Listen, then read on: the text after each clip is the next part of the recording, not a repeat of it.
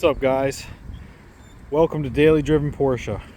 I'm going to tell you about my 2020 Porsche Carrera S.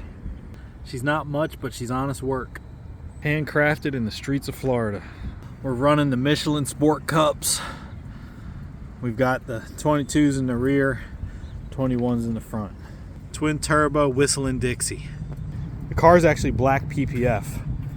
Added the Techart body kit, try to give it a little bit of sass on the streets. Threw some AL13 R80 satin polished clear monoblock wheels on it. Tried to get the stance dialed into the GT3. Got the 21s in the front and the 22s in the rear. This thing's had 4 cracked front lips, a dented rear bumper, a door that I did when I opened it up into a golf cart in my garage. Countless other mishaps. She's daily driven every day and she enjoys it. When you get the Techart kit, you get this front lip. You get this front lip piece. You get this little shape right here, this little L piece on both sides. And you get these little pieces you can put here. It also comes with a piece that you put right here that looks like a little air duct, but I kept it a little cleaner. I just didn't put that piece on there. I like the Carrera S because you get the turbos, but you don't have the air ducts in the side. I think it just got that classy old school 911 feel. I had a Porsche 993 1998. If you guys go back and watch my videos, I actually had it parked right here and I'm holding a cup of coffee. It's in one of the old videos. Might be behind a membership wall. I'll make one of them public so you can see it if you can't find the 993 on the channel. But I got that car after being a little risky in the stock market like an idiot.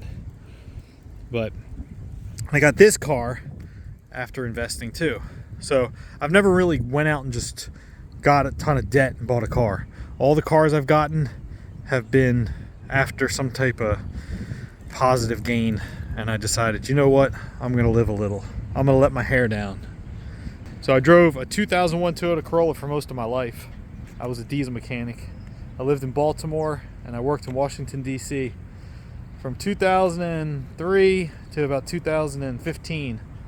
Then in Florida, I worked for 1 year as a diesel mechanic. 2016, I quit my job because I became a YouTuber.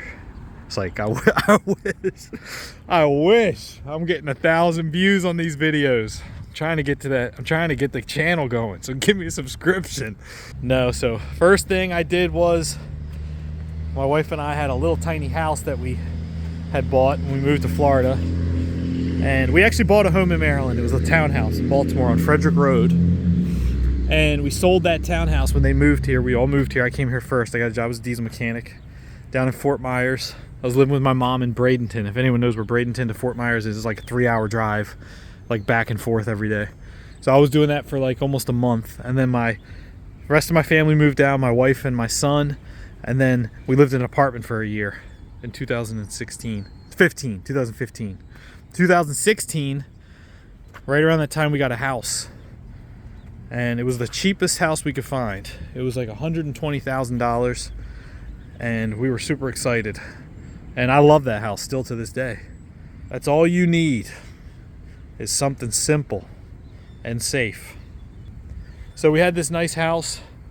And then I had this bright idea to go get another house. Something nicer, something fancier, because we had a business we had started in 2013. And by 2016, it was doing pretty good. Mainly because of timing with Facebook ads, and it was kind of like the Goldilocks era of e-commerce. So some would say that's right now with all this AI and machine learning. No, so I went and I bought these lots in the town we lived in. I thought I was Grant Cardone. I was buying dress shirts and trying to tuck them in with a brown belt, walking around thinking I was like a real estate investor because I had gotten a lot for like $7,000. So I got these 3 lots. They were, back then, dude, you were buying the lots for like $7,500. I was like, oh my gosh, I should buy these lots. I wasn't wrong. They're like probably 25, 30 grand now, all those lots, but it's a lot having all those lots. And every single year at the end of the year, you got to pay $300 to every property, for all the property taxes on the $7,500 lot. But what I'm getting at is this. I got the lots. We built a house. Instead of selling our home, we rented it. And we did that a few times. Not moving and renting homes, but I continued to try to accumulate rental properties. It became like an obsession. It was like part of my identity. I thought I was like a real estate person. Like I thought like I was never gonna even have stocks. I thought I'm just all real estate. Like I just like real estate, like cash flow. But in 2022, we sold all the homes. And when we sold the homes, I decided I'm getting this car. So I've been saying I've had this car since 2020, but this is a 2020. I didn't buy it new, it was used. It was 2022 when we sold the home, so I got the car in 2022 because I got the car with the money from one of the rentals.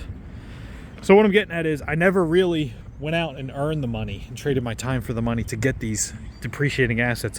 Every single time I used the money that was created out of thin air, I guess because of inflation or some type of speculation, and then it ended up working out all right. The only time I got a car that was kind of dumb was, and still wasn't dumb, I was still using the drip from the appreciating asset. Before this car, I had an M5. I had a F95, I think that's the code for it. It was a 2019 Donington Gray M5, and I was using, it was a lease, and I was using the drip from the rental property to pay for it. I thought I was so slick. I thought I was Robert Kiyosaki. Until I didn't have that cash flow coming in from the rental that I was using to buy dividend stocks. And then I was like, oh, what did I do? I had a paid for Jeep Grand Cherokee. I could have just kept it. This was supposed to be a car review video. You see why I'm bad at YouTube. I need to get some structure on the YouTube channel. This is supposed to be a strictly car related, like show you the car. And it turned into me venting about whatever. Let's fire this bad boy up so you guys can hear the turbos on this thing. It gets a little sassy on the streets. Let's fire it up and see. Oh yeah, boy. Oh yeah. Ooh. All right, here we go. Here we go. Sport Plus. Sport gives that little crackle. Sport Plus doesn't give as much crackle, but it tightens it up. It tightens up the hips. All right, let's get in this thing. Oh! When the rear bumper got dented, the thing was blowing off twice as loud. I thought an intake pipe or something was cracked. I don't know what it was. Woohoo! I told you she gets a little sassy. It gets a little squirrely out here. Oh boy, I got neighbors. They don't look happy.